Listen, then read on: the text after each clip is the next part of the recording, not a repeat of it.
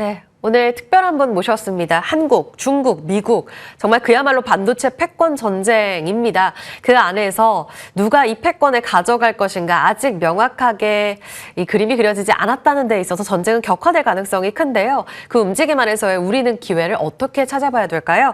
슈퍼사이클 안의 기회, 노근창 현대차증권 리서치센터장과 이야기 나눠보겠습니다. 어서 오십시오. 네, 안녕하세요.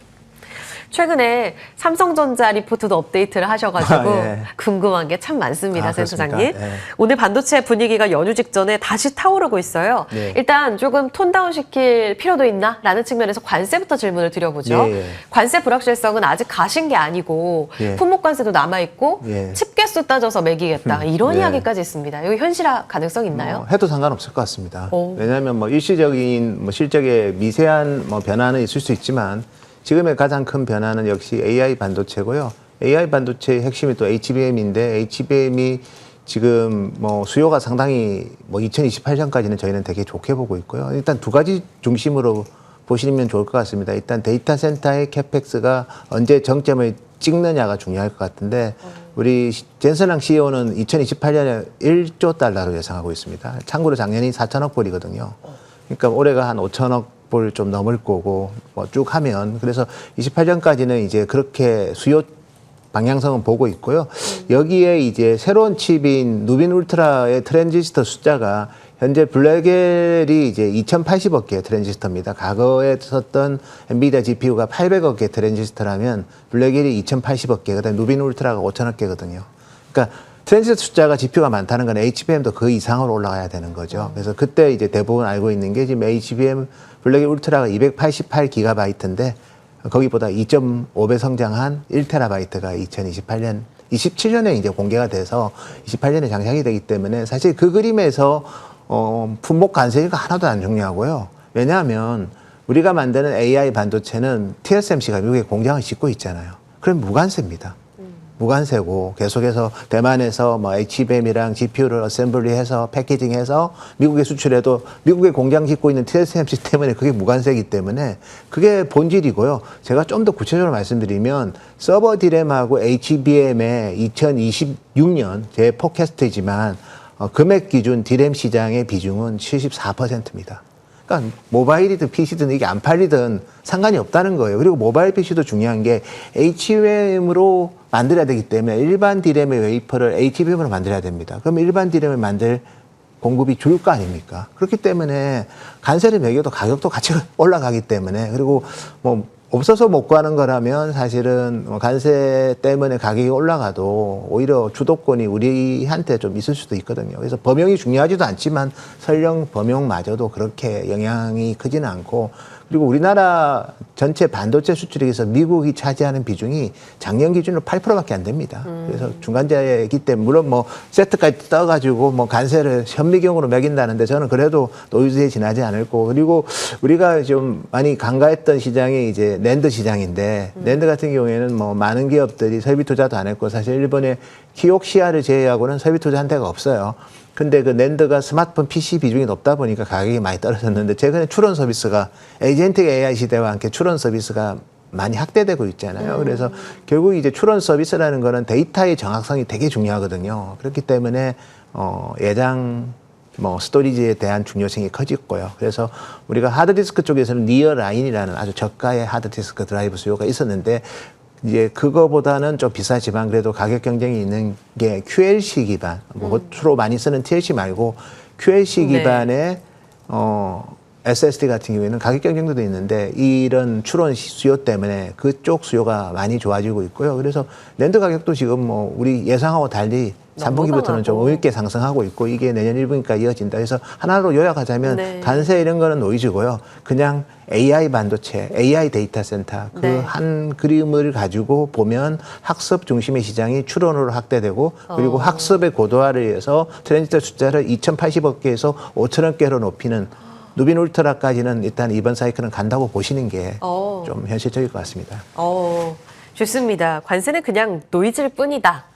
결국 중요한 건 사이클의 움직임에 주목하라. 이제 학습에서 추론으로 넘어가면서 그 사이클 자체가 확장되는 모습을 그려주셨는데 그럼 바로 사이클 수요 공급 측면을 다뤄보죠. 공급 부족으로 도래한 게 아니라 정말 AI 데이터 센터 수요 그리고 추론 수요로 폭발적인 이 사이클이 진행이 되는 것인가. 그러면 지금 그 사이클 어느 정도쯤 와 있는 거예요? 예, 뭐 제가 봤을 때는 우리가 2027년, 8년 되면 7대 클라우드 사업자가 있습니다. 글로벌하게. 미국의 4대 사업자, 중국은 좀 마이너하긴 하지만 이 7대 사업자의 데이터 센터 투자 비중보다 기타가 더 많아요. 예를 들어서 스타게이트 프로젝트. 스타게이트 프로젝트가 지금은 미국에서 5개 사이트에서 진행을 합니다. 텍사스에서 지금 먼저 하고 있고 또 그 사이트에는 코이브라는 GPU 에즈 서비스하는 회사까지 가담을 해서 하고 있어요. 그리고 영국 같은 경우에도 스타게이트 이후에 이제 첫 번째 스타트는 노르웨이가 7월 말에 스타트를 했고 최근에 UK가 이제 스타게이트 이후에 들어갑니다. 그리고 스타게이트 UAE가 또 있거든요. 그래서 그 프로젝트의 규모 자체가 보통 5천억 불이에요. 5천억 불이면 올해 전체 수요, 물론 4년에 걸친 거긴 하지만 근데 그게 이제 스타게이트 US만 있는 게 아니라 스타게이트 EU, 스타게이트 UAE 또 새로운 스타게이트 그리고 스타게이트의 중심에 있는 오픈 AI가 펀딩을 세게 하고 있습니다. 기업 가치 5천억 불로 해가지고 400억 불 펀딩하고 있는데 상당히 순조롭게 진행이 되고 있고요. 그리고 이제 저희가 말씀드리고 싶은 거는 소버린 AI. 국가별로 우리나라도 지금 SKT랑 아마존이랑 울산에 데이터 센터 7조 투자하고 일본은 같은 경우에는 소프트뱅크가 저도 최근에 탐방 다녀왔는데 5군데 사이트에 처음에는 4개였는데 5군데 사이트에 데이터 센터 투자를 하고 있고요. 그리고 그런 국가들이 사우디의 휴메인부터 우리 싱가포르부터 그다음에 프랑스까지 물론 프랑스 좀 경제는 좀 안 좋지만 그래서 이런 소버린 AI 그리고 GPU 에즈 서비스는 스타게이트랑도 공조를 하지만 그 스스로도 또 자가 발전을 합니다. 대표적으로 코이브, 람다랩스 그리고 한국 같은 경우는 삼성 SDS마저도 GPU라는 리소스를 투자를 빌려주고 투자해서 빌려주는 그래서 사실은 이게 클라우드만 봐도 이게 나름 성장을 하지만 기타의 비중이 상당히 높아지고 있는데 이 기타라는 거는 대부분 비상장이기 때문에 센싱이 안 됩니다. 이 마켓에서 이게 어느 정도 투자하는지 센싱은 유일하게 알 수 있는 거는 엔비디아랑 TSMC밖에 저는 없다고 보고 있고요. 그들의 가이던스는 어쨌든 시장이 예상하는 것보다는 좀 높은 거는 분명한 것 같습니다.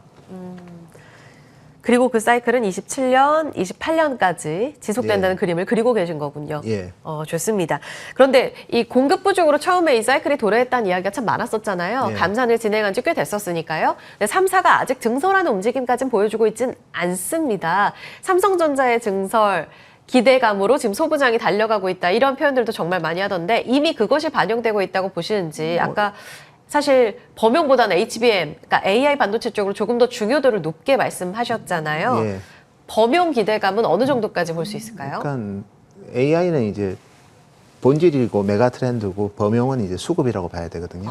AI를 만들어야 되니까 범용을 적게 만들고 그리고 이 범용의 트리거 역할을 저희도 리포트에서 몇 번 지적했지만 창신 메모리라고 보거든요. 중국의 창신 메모리가 하웨이 요청으로 하웨이도 자체적으로 HBM 개발하지만 그래도 D램을 좀 만들어본 회사가 창신 메모리이기 때문에 여기가 지금 생산 캐파를 상당 부분을 HBM 웨이프로 돌리고 있습니다. 근데 여기는 10원 안에서 만들어야 되기 때문에 수율이 되게 안 좋을 거예요.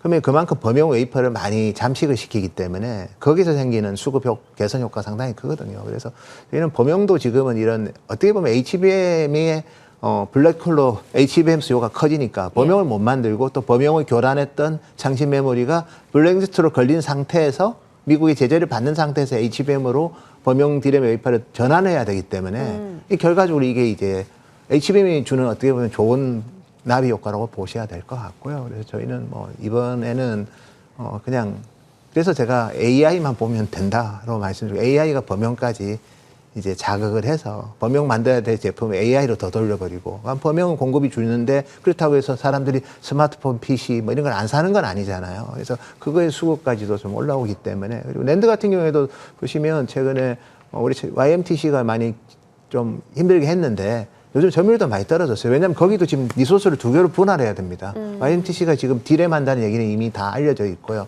그래서 그들의 캐파가 되든 왜냐하면 장비 제재를 받는 상태에서 뭔가 애들을 하려면 좀 에러가 많거든요. 그런 차원에서 YMTC도 리소스가 분산이 되고 그래서 사실은 지금은 HBM이 이제 모든 거의 선순환 구조를 만들고 있다. 이렇게 말씀드릴 수 있을 것 같습니다. 본질은 AI 반도체입니다. 거기에서 빠져나가는 소부장도 연결 지어 보시면 답이 나온다. 이 말씀이신 것 같아요. 그리고 뭔가 부수적으로 움직이는 온디바이스 AI, 그리고 CXL, 소캠 이런 쪽의 밸류 체인에 대한 관심도는 어떠세요? 지금 자국에서는 온디바이스 AI에 1조 원 투입하겠다. 이런 보도도 온디바이스 있던데요. AI 좋은 얘기긴 하죠. 엣지가 중요해졌고요. 어떻게 보면 우리가 클라우드와 그다음에 이제 어떻게 보면 엣지가 이제 같이 이제 서로 영향이 중요하게 교류하는 하이브리드 시대에 저희가 접어들었고, 어쨌든 그 전체적인 그 우리 에이전틱 AI 시대에 접어들면서 그런 소비자 이용단에서의 그 수요가 많이 증가하는 건 분명하지만, 그래도 너무 그쪽에 집착하기에는 우리 인프라 쪽에 투자가 아직은 메가 트렌드이기 때문에 메가 트렌드에서 충분히 성장이 있는데, 이제 좀 라이징하는 트렌드 쪽에 성장하는 조금 이제 개화되는 트렌드 쪽에 너무 초점 맞추는 전략이 그렇게 의미가 있을까 하는 생각이 좀 듭니다. 마지막으로 저희 삼성전자 여쭤볼게요. 9월 22일에 드디어 삼성전자 목표 주가를 93,000원으로 상향 조정하는 리포트를 내셨습니다. 예. 사실 쉽지 않을 거다라는 이야기들을 연초에 하셨는데 바뀐 내용은 결국 리포트에 적어주신 대로 추론에 있는 것인지, 지금 3분기 영업이익을 10조 원 정도 보고 예. 계시네요. 지금 예. 가이던스에 대한 이야기 좀 더 들어볼까요? 삼성이야 이제 어쨌든 잠정 실적이 나올 거고요. 예. 저희가 봤을 때는 일단 범용 메모리 가격이 3분기에 많이 올랐어요. 그래서 많은 증권사들이 실적 전망치를 상향하는 것 같고, 두 번째는 어쨌든 간에 삼성 같은 경우에는 범용 비중이 높으니까 범용 가격이 오르는 게 실적에 일단 도움이 되죠. 그렇지만 또 중요한 게 저희도 늘 강조하지만 희소성이라는 단어 강조하거든요. D램 회사 중에서 제대로 하는 회사는 3개사밖에 없는데, 삼성의 HBM이 조금 슬로우하긴 했지만 그래도 HBM 수요가 아까 제가 우리가 트랜지트 숫자가 2.5배가 늘면 HBM도 2.5배 는다고 보셔야 돼요. 그러면 그 캐파를 하이닉스랑 마이크론이 다 감내하기 힘듭니다. 그래서 삼성한테도 당연히 기회가 있는 거고, 그 희소성의 가치가 있는 상태에서 이게 본격적으로 부각되는 시점에 나름대로 이제는 기술적으로도 좀 많이 개선이 된 것 같고요. 파운드리도 똑같습니다. 5나노 이하 되는 U 이한 회사인데 테슬라 2나노 수주도 U 이한 회사이기 때문에 가능하고, 그 배경은 TSMC가 2나노 가격을 너무 올려서 그런 거고요. 그래서 그런 차원에서 삼성전자 희소성을 보자, 이렇게 말씀드리고 싶습니다. 네, 삼성전자 이야기까지 함께 들어봤습니다. 노근창 현대차증권 리서치센터장과 반도체 전략 세워봤습니다. 같이 인사드립니다. 고맙습니다.